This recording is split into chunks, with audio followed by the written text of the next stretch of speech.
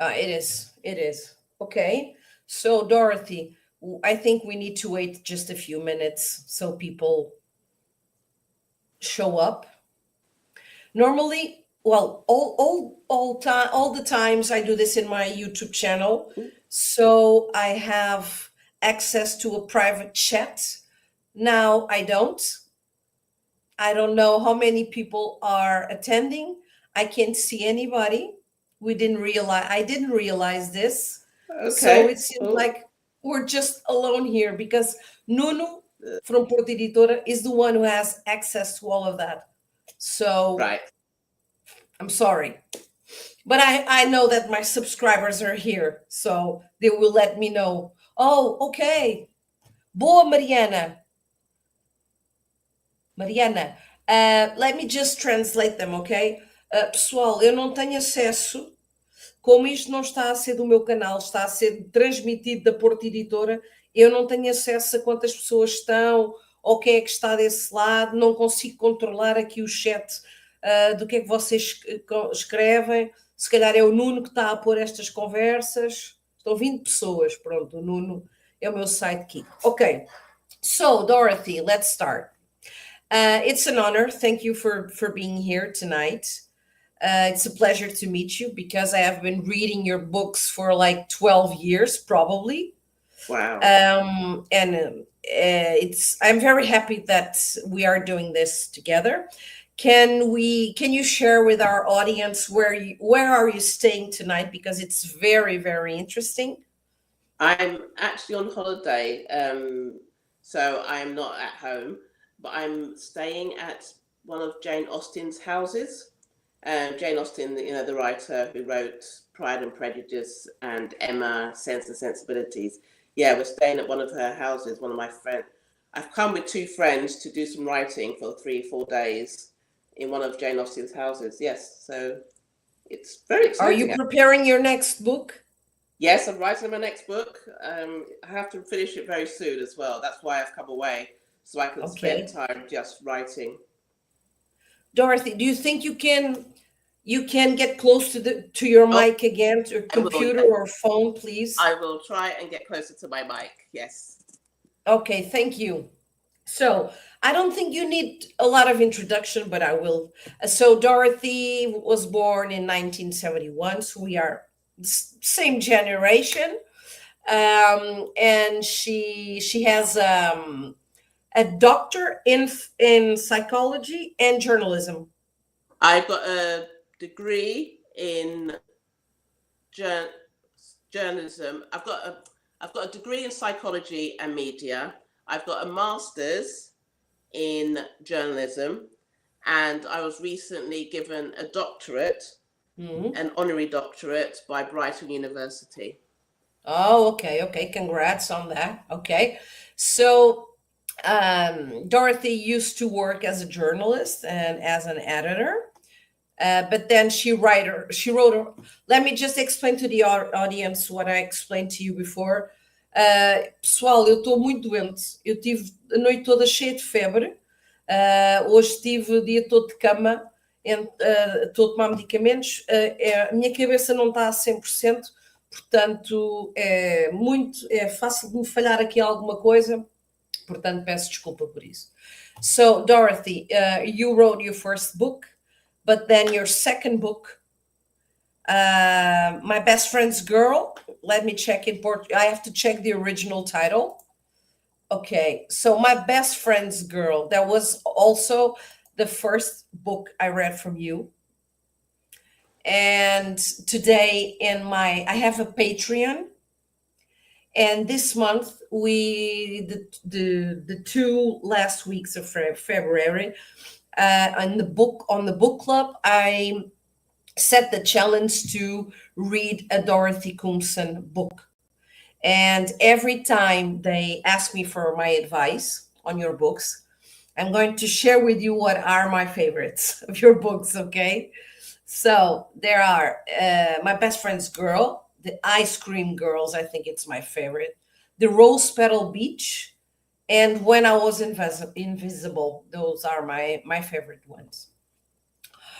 First question, it's an easy question. Dorothy, I know that you have been in Portugal. So can you tell us when you were here, what did you do, and how come it's taking so long to come back to Portugal? Well, I last time I was there, I think it was about 12, 11 years ago, and um, I really loved it. I loved coming to Portugal, meeting all the readers, and seeing. I went to the aquarium, and I did a few other things. I loved it. For some reason, I've just never been back ever since. I mean, we've had past 5 years. It's been a bit strange, but I, yeah, I should have come back by now. I must come again very soon. So I'm sorry I haven't been, but I will come back soon. I will You definitely. should come this June to the book fair. This You June. It might be a pushing it, but I will get the dates and I'll see if I can come this June. If not, I will definitely come another time. Definitely. okay? Okay. So I have a few questions for you here. Okay. So, this one's about your books and writing process. Your books blend romance and suspense in a unique way. How do you find the balance between these two genres? Because lately you have been on your latest books on your thriller side, not the cutie side that we had on the first books. How do you balance that? The thing is, our lives are full of all different things, aren't they? Romance and drama. Hopefully, not too much drama, but lots of humor. And I like to blend all those things in, like our almost our everyday lives. And if you're in a bit of a Dorothy Koomson drama, then you're in it and you'll go through a lot. And so I want to pull the reader out and say, do you know what? It's going to be okay. So we'll have a bit of romance, we'll have a bit of humor to kind of calm things down. So when I'm writing and some of the scenes are very intense, I will sort of think, do you know what? I need to calm things down a bit with a bit of humor or a bit of normal everyday life where they go and have a meal or they have a coffee or a bit of romance, just to make sure that people aren't constantly anxious with the reading. So it is a conscious effort. I want to make sure that people have a good reading experience, because if all the way through you're on edge, it's not good. But I like to keep people ramped up though. I haven't read my other husband. It's the one that I have here. But on this last one, Every Smile You Fake, there was a lot of spicy things that you're not used to put it on your books. And I was like, that's some kinky shit Dorothy's writing now. And I talked with my subscribers, the girls, about that, because each of us are reading different books, because it wasn't just your latest book on the book club, it was Dorothy Koomson, because I wanted them to experience all those books, your prior books that are really also very good. And I mentioned this has like two sex scenes that are very, very spicy. How come you haven't wrote those spicy things, or just now it makes sense and it did make on the other books it did make sense? Yes, it didn't make sense in the other books. Some of the other books have spicy scenes. My other husband has a few spicy scenes, and in the latest book, Give Him to Me, the sequel to Every Smiley Fake, there are a few spicy scenes. I like writing spicy scenes, and for me, it's very important that my characters who are going through a lot of bad things, a lot of drama happens to them. I want them to have something nice as well. I want them to have normal sex lives, especially in thriller books. A lot of bad things happen to women in thriller books. And I wanted to always have my characters be empowered and to feel and to have a good time in different areas of their life. So, and I like writing those sort of scenes. I just enjoy it, especially with those two characters.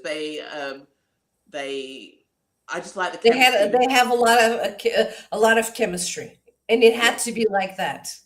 Yes, Yeah, it's kind of very explosive chemistry, and yeah. then something happens in the next book in Give Him to Me, which kind of throws everything into disarray.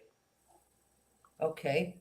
And do you know, well, probably in Portugal, probably 2026.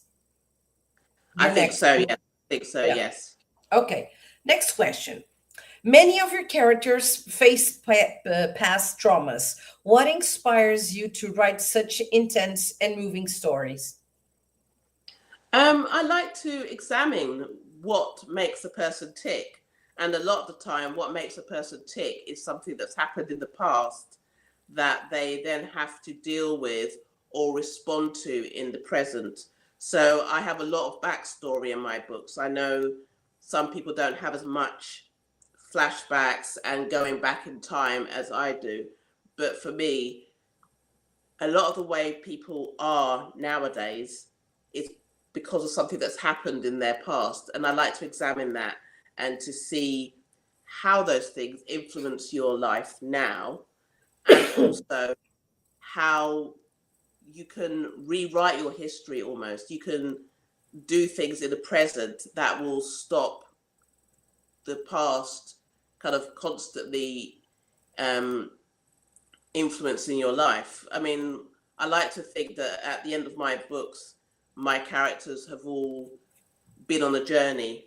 They have dealt with the issue that is from their past that is causing the problems in the present, and they are moving on to somewhere better. I mean, not necessarily a happy ending, and I know some people have been very unhappy with my endings because everyone doesn't end up together and end up happy, but they have a good ending, I think, and that's what's important. They have an ending that is realistic and true to the journey that they've been on. To be honest, I don't remember if I didn't enjoy any of your endings because I don't like happy endings, so life isn't all that happy. So you tend to write about truth, and if Yes. they all stay together in love and all that, no, that's not real life at No, all. it's not real So life. okay, Dorothy. So what is your sorry? What is your writing process like? Do you plan everything in advance, or does the story evolve naturally? I don't plan everything in advance, and the story does evolve naturally. Sometimes I'll start writing and I won't know how it's going to end, and I won't know what the twist is going to be. Sometimes I'll go for a walk and something in my head will say, right, that's what needs to happen. I also don't write in order, so I don't start at the beginning and finish at the end. Sometimes I will write the end first, sometimes I'll write the middle and then jump back and write the beginning.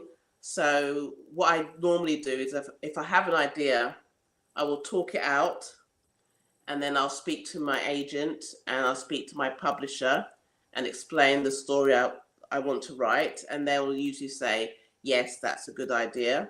Or are you sure this will work and this will work?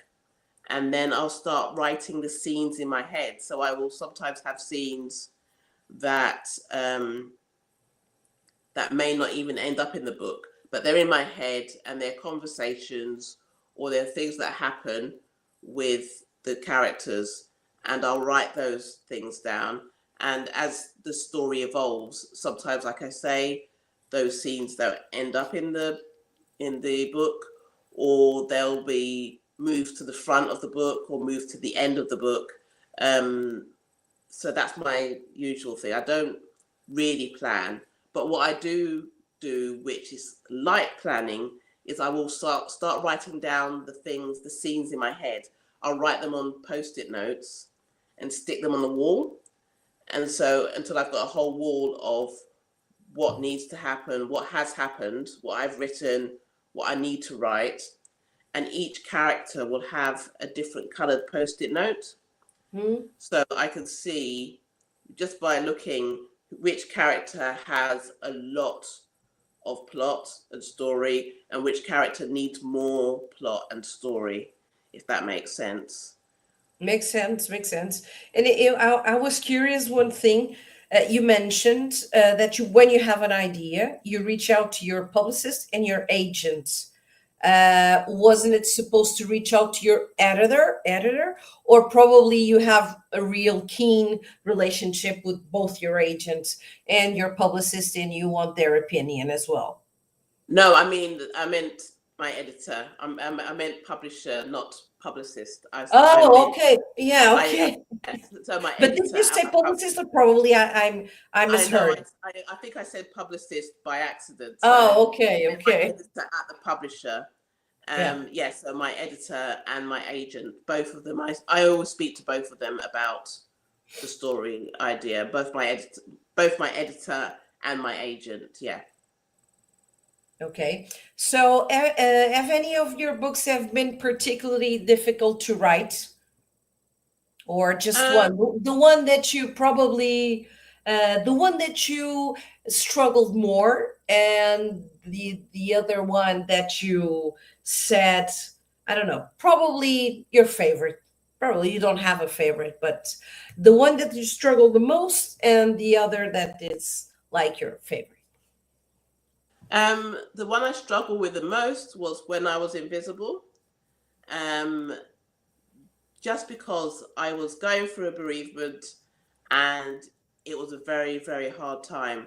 And I had to keep writing because it is my job and I have to do my job. So I really struggled. Yeah, I really found it hard to keep going, to keep writing. And at the end of it, my husband said, "I've never seen you look this terrible and this sort of like flat out." So it took me a long time to recover from writing that book. But it Um, worked. I gave it 5 stars to that book. Thank you. And it meant a lot to me. It was a very important book, and the subject was very important. And finding out about that subject was very important to me. Um, the book I like every book that I'm working on. I love it and I hate it, if that makes sense. I love what I'm writing, but it's also really hard work, so it's always like really hard going. I particularly enjoyed writing Give Him to Me, um, because there's a couple of things that happen in there which I very much enjoyed creating. Um, but I love I like writing my books. I think that probably the first one, which wasn't the first one published in Portugal, the Yeah. Cupid Effect. That one I really liked writing it because I had no expectations. I didn't have a publisher. I didn't have anything basically, or an agent. So I just wrote that, It was your first little baby.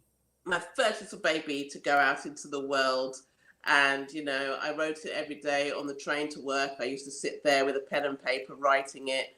And on the way home on the train and at the weekends, I used to just sit there and write it. And it was very much, like you say, my first little baby. So, Dorothy, how does it feel to know that you have so many readers here in Portugal?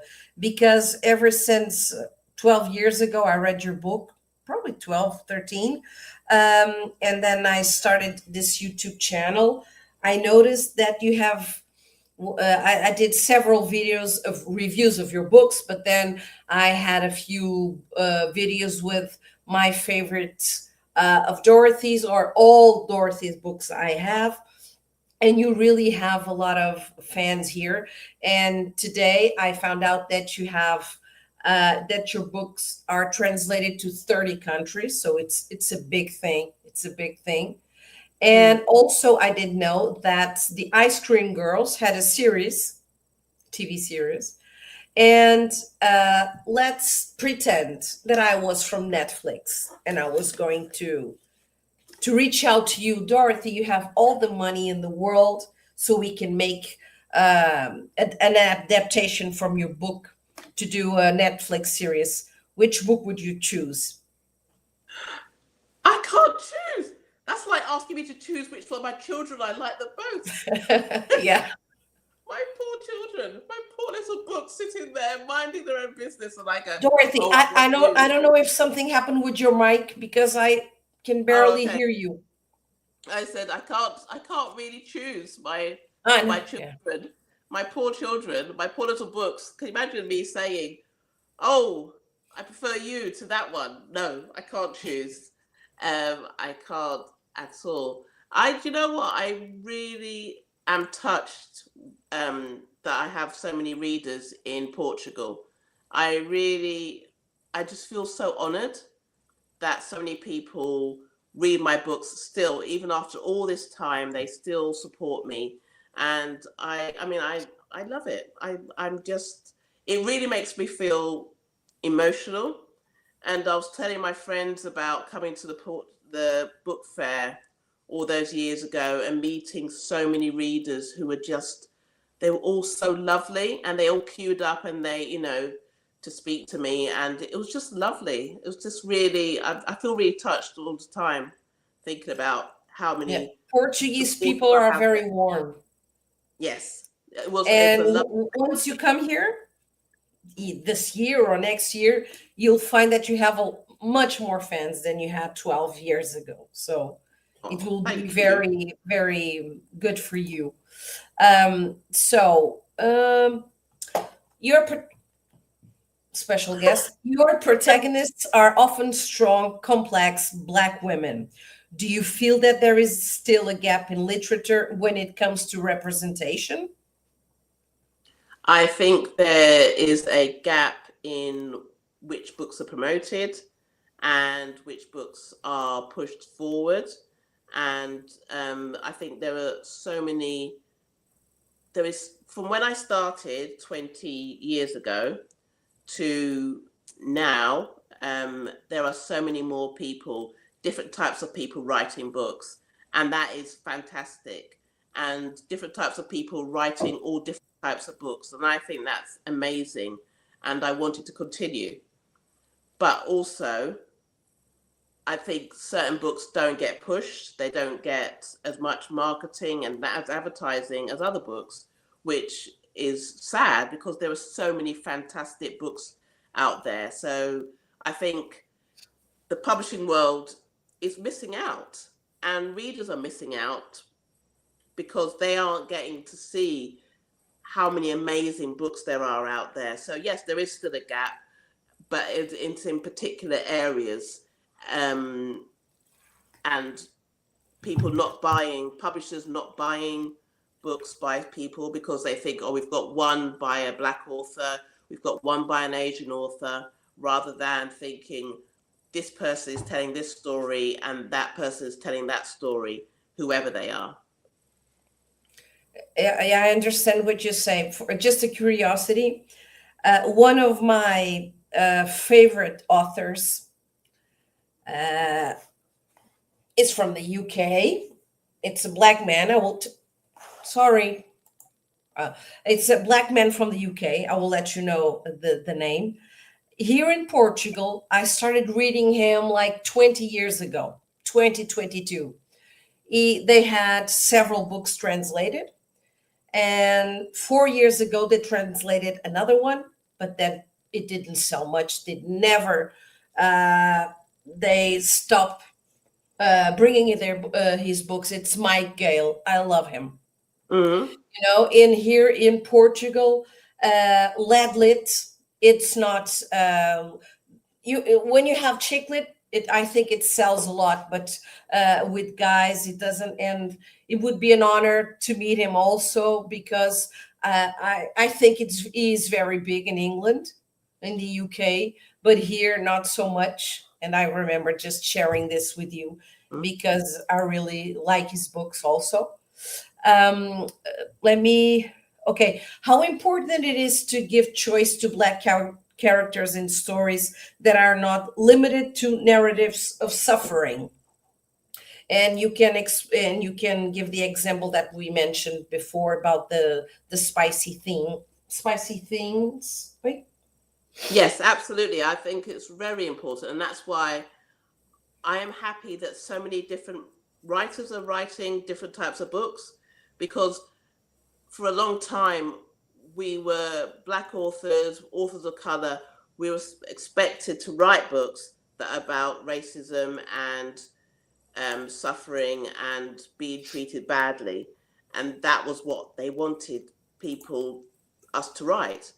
And our lives are so much more than that, and it's really depressing how they wanted to push us into this box of, oh, you need to tell this story, or the other box is, oh, you need to teach us things about this. And my job is not to teach anybody anything about stuff. My job is to show you what the world is like, to reflect it, and also to entertain you. You know, I'm an entertainer as well as somebody who is showing you a different part of the world and a different part of life.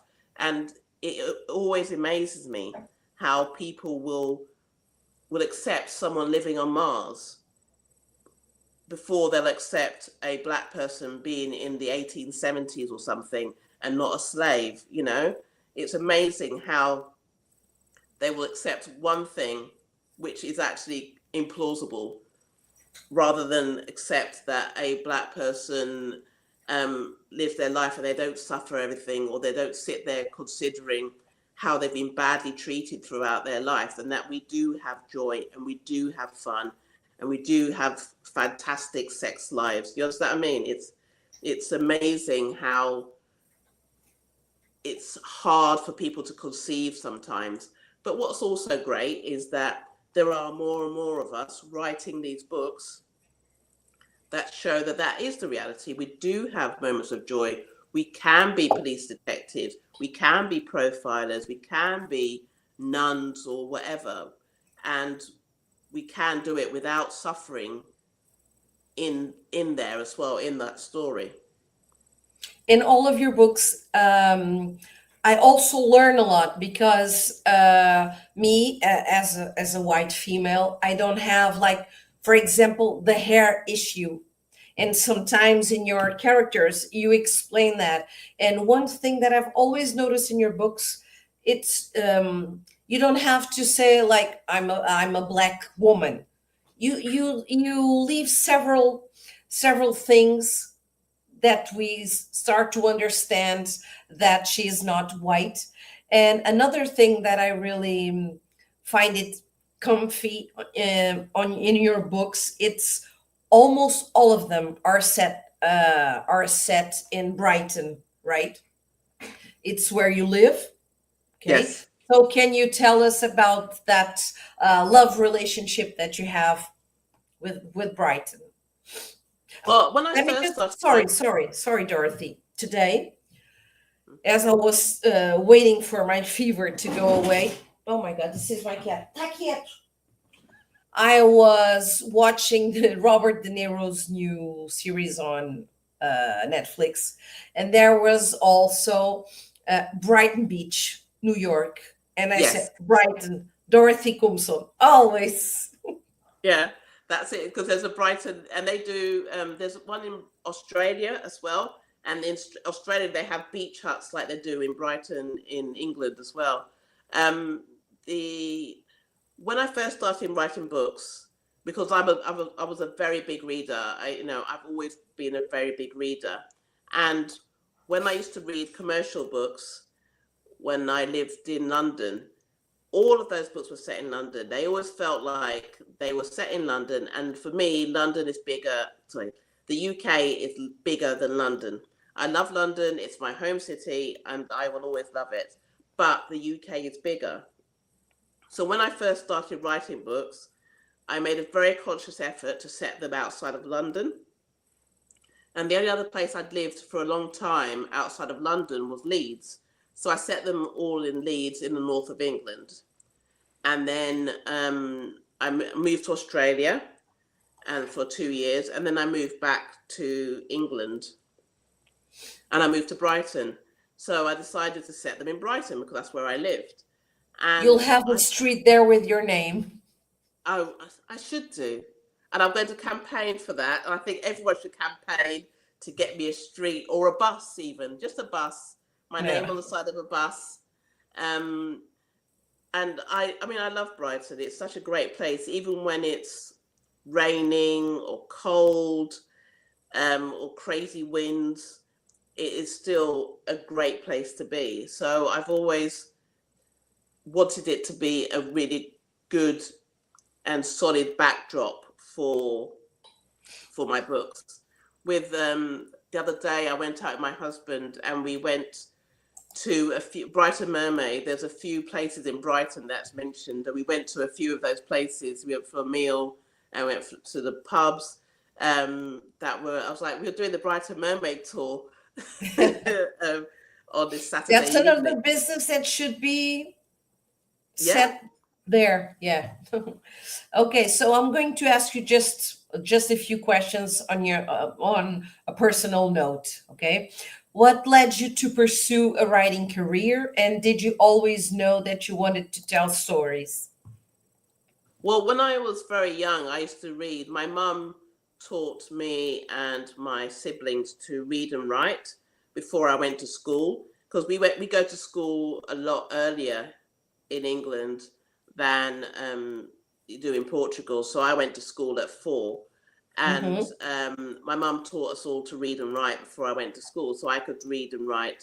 And we used to go to the library. I spend a lot of time in libraries, and I used to love reading. And then my mum mentioned when I was 13 that I should think about writing a book rather than hanging out with my friends in the streets.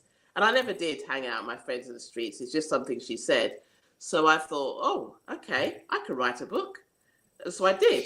I just thought I could do it. So Yeah, at that, you wrote a book when you were 13. I wrote a book when I was 13. It was called There's a Thin Line Between Love and Hate. And it was set in America. I'd never been to America. And it was about this big drama about this girl whose mum had left, and her dad had a new girlfriend, and she didn't like the girlfriend, and there's a new boy at school. None of this has ever happened to me, so I knew nothing of it. But I wrote this story, and every night I would write a chapter in my school book, and then next morning at school I would hand it out to my friends to read, just because I loved this, creating this drama. And so I just carried on from there. I love making things up. So I just carried on writing these stories, and eventually, a long, long time later, got published. Okay. So, apart from writing, what are your other passions or hobbies? Um, so, writing isn't my passion or hobby anymore. It used to be before I was published, but now it's my job, my full-time job. So although I do still like making things up in my spare time, I have, particularly in the past couple of years, I've been sewing. I've done a lot of sewing. I love sewing, and Sewing, but not knitting, just sewing. I'm not very good at knitting. I can knit. When I had COVID a couple of years ago, I was stuck in my bedroom, sort of isolating. So I knitted a hat, and I could crochet and I could knit a bit, but not as well as I can sew. But because like two When and a you half when years when you mention sew, it's like doing clothes in the machine. It's like on the sewing. machine, yeah, on the machine, Oh, yeah, okay. sewing machine, yeah. So I can't. 2.5 years ago, I couldn't sew at all. So and then I was thinking, oh, I'll just buy some cushion covers. And then my mother-in-law actually showed me how to use the machine, how to thread the machine properly, because I couldn't work out how to do it. And then after that, I've just been making all sorts of things. And I've made a couple of outfits. Recently, I made some book pouches to go out with the latest book. Yeah, I love sewing, and I love reading. That's one of my biggest passions. What are you reading Reading. right now? Right now, I am reading nothing because I'm writing a book, and I try not to read other books whilst I'm writing. But I've just read a whole load of books for the launch of Give Him to Me over in England. I had something called Thrill Fest, which was a one-day festival, one evening festival. So I had six writers, six women thriller writers. So I read all of their books. So I had Simon Mear, and she wrote The Khan and Vengeance, and Lisa Jewell, whose last book was I've read two books of Lisa Jewell. Yeah. yeah, and there was Keir Abdullah Mm-hmm. and Nadine Matheson and Araminta Hall and Araminta Hall. Give me yeah, 1 second.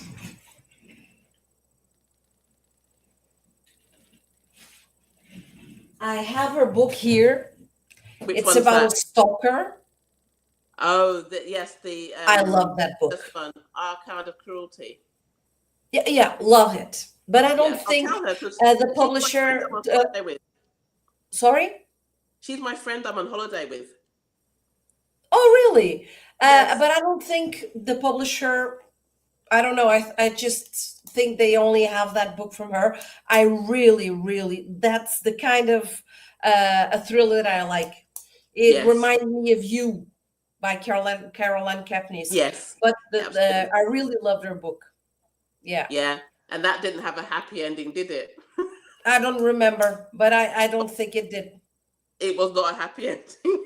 No, the book was very, very original because Yeah. when you read it, I read a lot of thrillers, and Mm, when you read a lot of thrillers, sometimes you don't have like a surprise moment because mhm. you have seen this, But then I never forgot about that book. Yes. It's really good.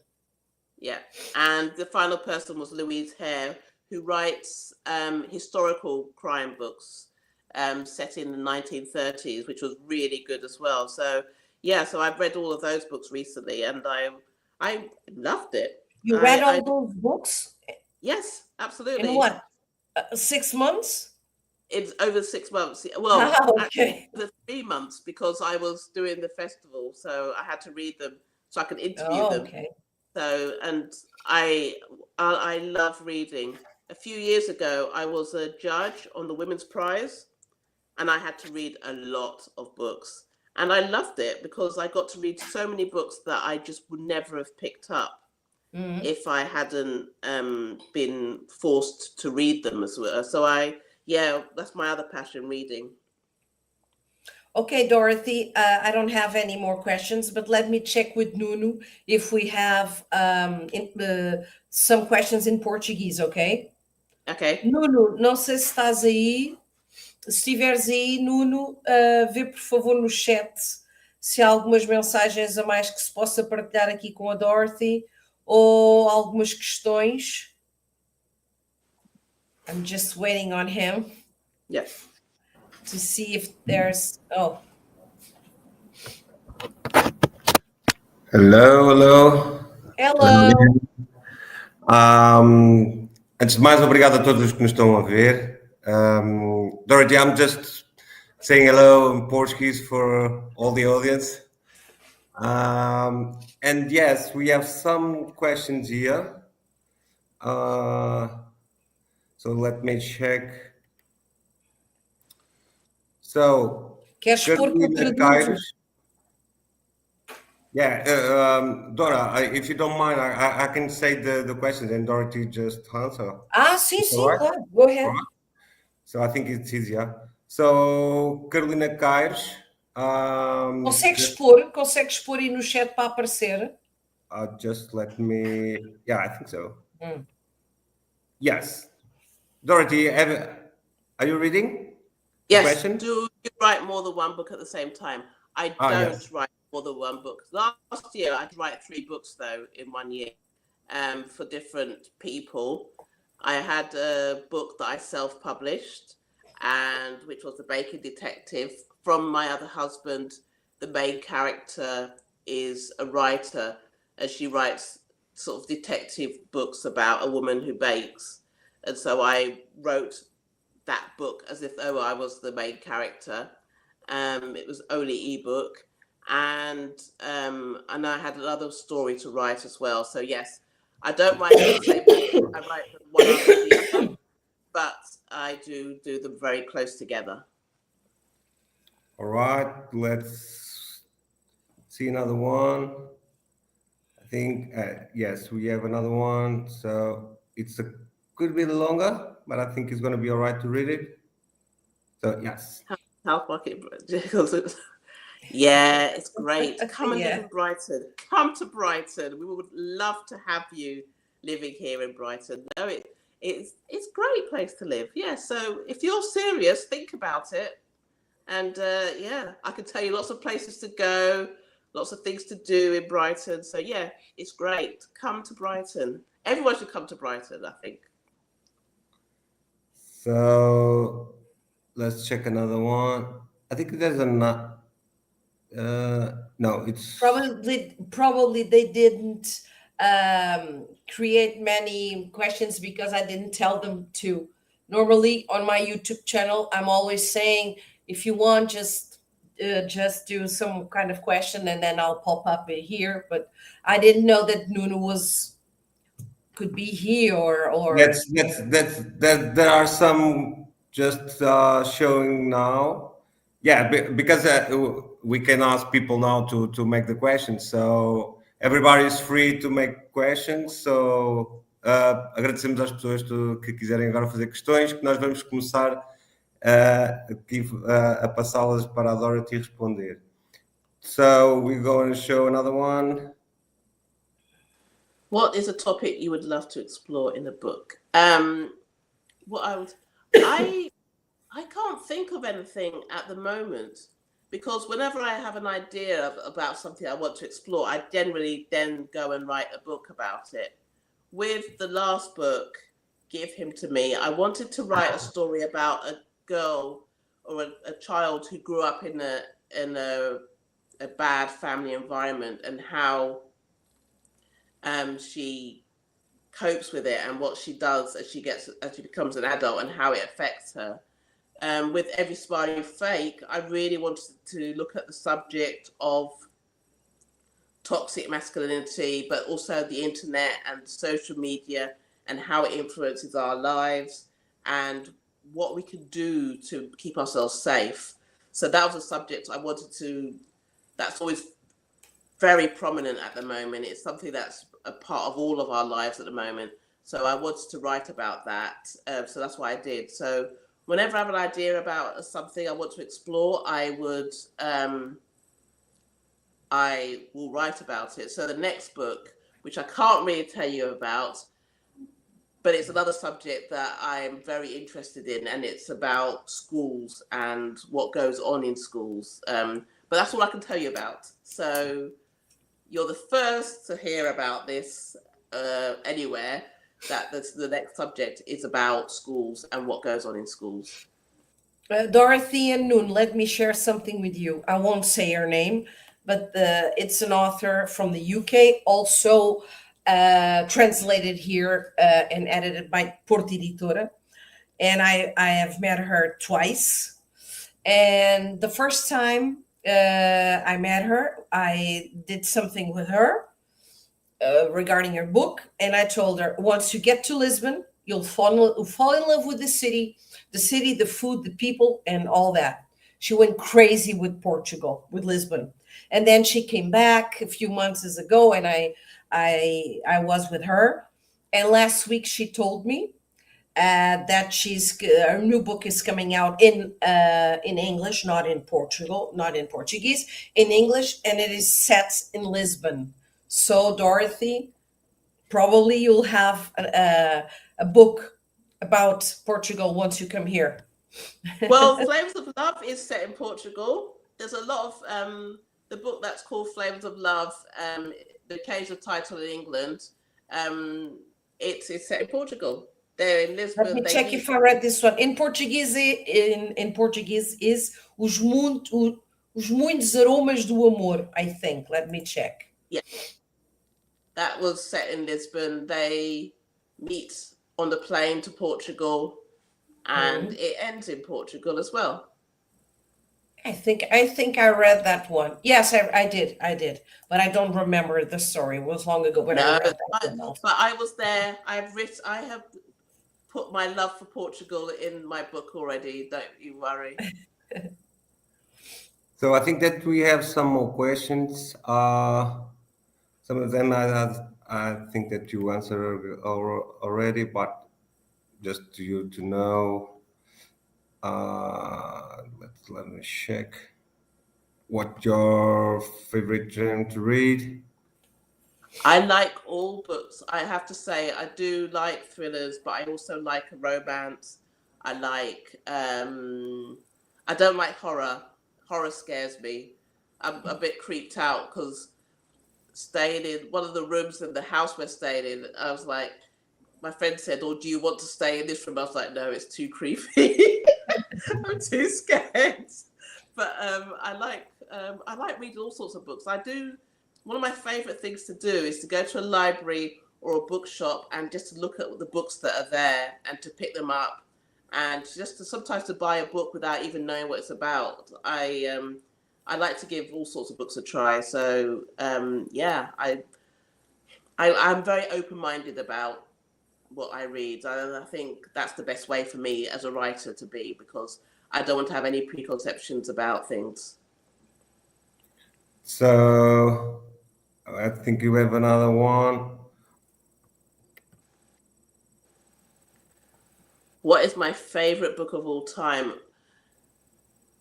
See, this is a hard question because I have read so many books, and how I feel about a book changes over time. So, we were talking earlier on about Wuthering Heights, and every time I read Wuthering Heights again, I hate the people in it more. I just realize how much I dislike every single person in Wuthering Heights. But it's a great book. It's really well written. It's a really good story. But it's just really, they're just awful people. Everyone is just awful. So I will say The Cupid Effect, because that is the book that made me a published author, and that's what set me on my journey. So yes, my favorite book of all time is The Cupid Effect by Dorothy Koomson. I don't know if you've heard of her. She's just starting. We haven't heard. just 20 years into her starting journey. So I think there's a question here. So, and sorry about the other questions because there now are some questions here. But I think Olha, this oh one, Nuno, se tiveres aí também aquelas frasinhas fofinhas que dizem Dorothy, yeah, gosto muito de ti. some people are saying hello, Dorothy. Nice to have you here. A lot of people say good night, and they are happy to watch this live. So I will put this one because I think, in my opinion, that it's going to be like a nice one. If you could choose your next book to be adapted. Already asked that one. No. Sorry. Dorothy can choose between all their babies. I can't choose between my babies. No. No. Sorry, it's not this one because there's another one that's appear, and then it's going to be not the last one, but it's not this one. What are your thoughts on book talk and its influence on the publishing industry? My thoughts are anything that gets people to read is wonderful. I do think that there is a certain type of book that goes huge on book talk, and that's not necessarily the best books. I mean, let me dial it back and say, writing a book is very hard. Getting a book published is very hard. So I respect anybody who can do that. Some books are not for me, and I think some books are not necessarily the most positive influence, but that doesn't mean I think anything should be banned. I think people should read what they want. But it does tend to be that book talk, especially a certain type of book, is the certain type of book that people will want to read and people will recommend and goes viral. And as a result, because publishing is always feels like it's always playing catch up, they come after stuff, so they will sort of like funnel their resources into things that they think are going to be things that are popular on Book Talk. And as I said, I don't think necessarily they are the best books that go viral, but as far as anything that encourages people to read is good. So my thoughts on Book Talk aren't one way or the other. I think it's a very nuanced conversation you have to have about it, because reading is good. Maybe some of the books that become viral aren't necessarily the books that you'd want to become. I wouldn't want to become viral, but other people will think very differently. Couldn't agree more. So I don't know if there's somebody that one making another question, because there are some that they already answered within the conversation. So, all right. This is one, the long one. People saying thank you, Dorothy, for answering these questions, and I will show in this one. How important is it to establish your characters before writing a new novel, and what kind of commitment do you have to them? Do you know, it's not that important for me. For other people, they can't start writing until they have a character. They know everything about a character. And for me, a lot of the time they will come as the story develops. I did a while back write a sheet for people who do need to establish a character. They could write down the things about their character, like where they grew up, if they wear glasses, if they drink tea or coffee, because those are the things that make a character seem realistic. But for me, as I'm writing, the character develops. So, for example, the character of Kez in Every Smile You Fake, she, as the story develops and as it unravels in my head, I got to know her a bit more, and I got to know the fact that she doesn't clean her car very often. That doesn't make it into the book, but it makes it into my head about what sort of a person she is, and the fact that she won't wear outdoor clothes in the bedroom because of a hygiene thing. So if she's worn something outside, she will take it off before she goes into the bedroom. Again, that doesn't make it into this book, but it's there as a part of her character. So the character becomes established as I write, and by the end of the book, I know everything there is to know about them. For example, one of them will drink tea, but will only drink half a cup of tea, or she'll only eat 5 biscuits from a packet rather than 10. You know, little things that aren't important for the plot of the story, but are important in establishing in my mind who that person is as I'm telling their story. So for me, not that important. They kind of grow as you go, like in life, I suppose. When you get to know somebody, you don't know everything there is to know about them as soon as you meet them. You get to, as you kind of, your friendship unravels and becomes deeper, you learn more about them. All right, Dora, do you want to continue? Eu não tenho acesso aqui a nada. No, there's no more questions. Okay. So, Dorothy, I would like to thank you for being here with me and Nuno. You're on a holiday, just gave us a few minutes of your time. I hope we can do this next several times, Yes. in person or here. And also, I want to thank Nuno because he's